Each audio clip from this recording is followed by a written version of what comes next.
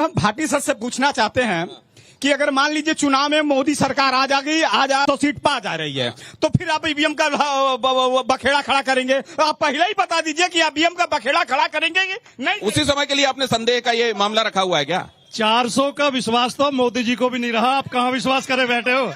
अब तो मोदी जी भी ये कह रहे हैं कि नहीं, मोदी जी खुद कह रहे हैं कि 400 का नारा तो हमने विपक्ष को उलझाने के लिए दिया था। अब तो ये जैसे तैसे बहुमत की ओर दावा कर रहे हैं कि बहुमत तो आ जाएगा, और नहीं आया 10-20 कम रही तो सरकार बना लेंगे। अब किसी का विश्वास नहीं है 400 ठीक। भैया मोदी जी 400 पार की बात कर रहे हैं। बनारस एक हफ्ता में 3 दिन आ गए।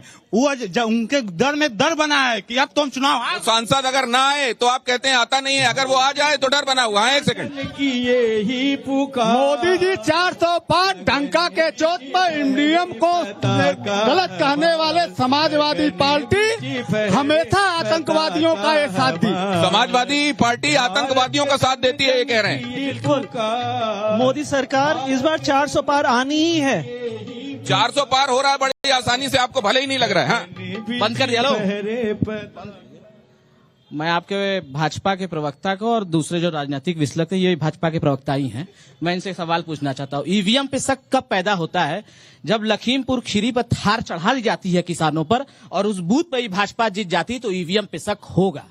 ये ईवीएम पे शक की बात है। और जो राजनीतिक विचारक बता रहे हैं ये कहिए भाजपा से प्रेरित होकर ना बात करें, राजनीतिक विशेषज्ञ के रूप प्रेरित होकर। हर्षवर्धन जी उंगली आपकी तरफ उठी है।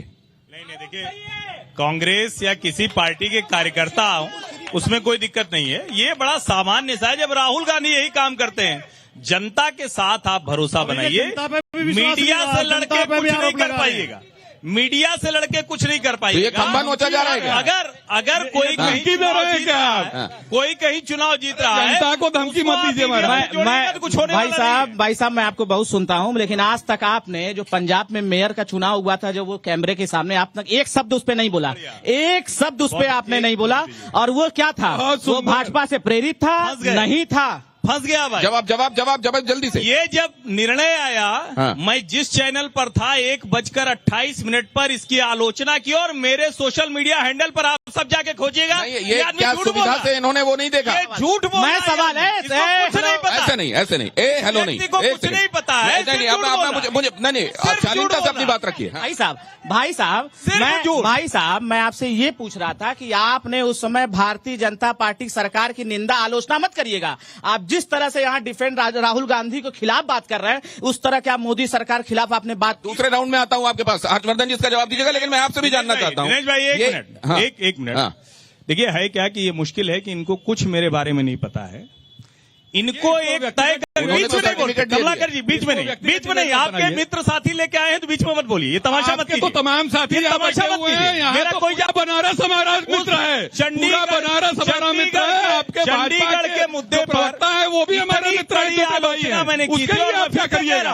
आप सब लोग सोशल मीडिया पर जाकर चेक कर लीजिए। कमेंट कर रहा है तो ये बीच में हर्षवर्धन कह रहे हैं उन्होंने कहा, लेकिन मैं ये समझना चाहता हूँ, चेक करिएगा इनका झूठ ये दोनों बातें जैसे के लिए पूरी दुनिया झूठी है, एकमात्र ये सच्चे हैं। त्रिपाठी जी, ये एक बात कही गई कि जिन जगहों से ये लगता है कि यहां से तो जो किया गया है वो ठीक नहीं है और इसमें यहां पर हार होनी चाहिए, वहां से भी जब जीत होती हुई दिखाई देती है तो ईवीएम पर शक होता है।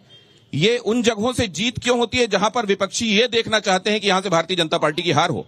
देखिए ऐसा है कि पूर्व में अभी ये लोग तैयारी करके बैठ चुके हैं कि अब 2-4 दिन बाद बोलना क्या क्या है, ये उसका पूर्वाभ्यास है, समझ रहे हैं। जैसे 2009 के बारे में इन्होंने भी कहा कि ईवीएम आई, ये 2024 में इतना चित्कार क्यों? 2009 के बाद 2010, 11, 12, 13, 14 तक इतनी खामोशी क्यों? और इस दौरान भी ये लोग कई जगह जीते हैं, ऐसा नहीं कि जीते नहीं है, लेकिन अब वर्तमान में इनको अच्छी तरह समझ में आ रहा है कि सुपड़ा साफ है। वो कह तो रहे हैं कि हमको संदेह वहीं होता है जहां हमारी जीत नहीं होती। नहीं, इनको हर बात पे संदेह होता है। आप पिछले 10 साल का कार्यकाल मोदी जी का उठा के देखिए, हर मामले में इनको संदेह हुआ है। अब ये समझ लीजिए कि भारत और अब 400 को लेकर संदेह, बिल्कुल संदेह है। 4 तारीख को 12 बजे मंथ में सफा छठ पे मामला समाप्त। आप क्या कह रहे हैं?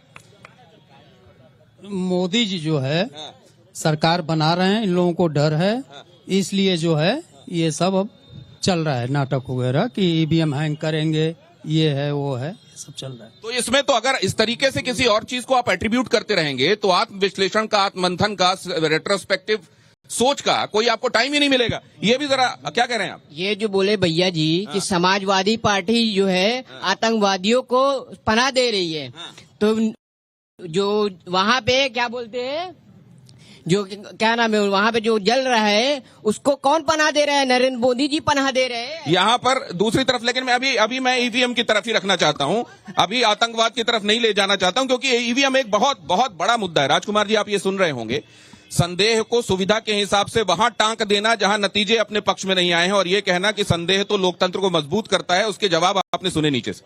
नहीं, ये इस तर्क से मैं बिल्कुल सहमत नहीं हूं। आपने 2-3 बार इस शो में ये बात बोली है कि जहां जहां हम हार जाते हैं वहां वहां आरोप लगाते हैं। इसमें 2-3 सवाल बहुत महत्वपूर्ण हैं।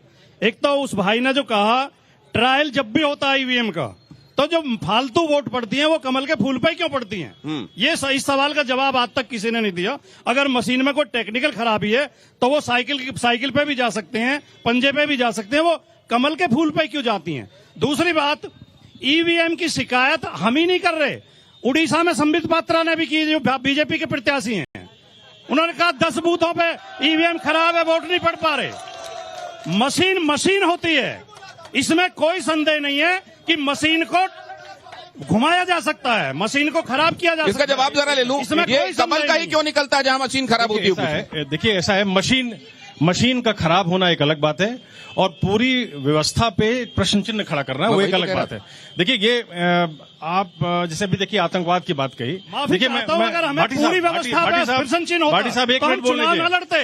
वो कह रहे हैं पूरी व्यवस्था पे प्रश्न चिन्ह होता, हम चुनाव न लड़ते। भाटी साहब बोल केवल लीजिए। बीजेपी की नियत पे भाटी साहब देखिए, व्यवस्था पे शक नहीं बोलने है। दीजिए। देखिए, अभी एक बच्चे ने आतंकवाद की बात की है, मैं बात खत्म करता हूं। अभी काशी में 2007 और 8 के बीच में बम ब्लास्ट हुए, 3 बम ब्लास्ट हुए, और सपा सरकार, सर मैं अभी ईवीएम पे रखना चाहता हूं, मैंने पहले भी कहा था, सरकार उसको लेकर कोर्ट में गई उनको छुड़ाने के लिए। इससे पहले कि सर ग्रीन लैम्प कुछ मेरा कुछ तुम्हारा दिखाऊं, जरा बहुत जल्दी से दिखाइए क्या है इस बार आपके पास। जागा जागा भारत के जवनवा हो, वतनवा कलाज तोहरे हथवा।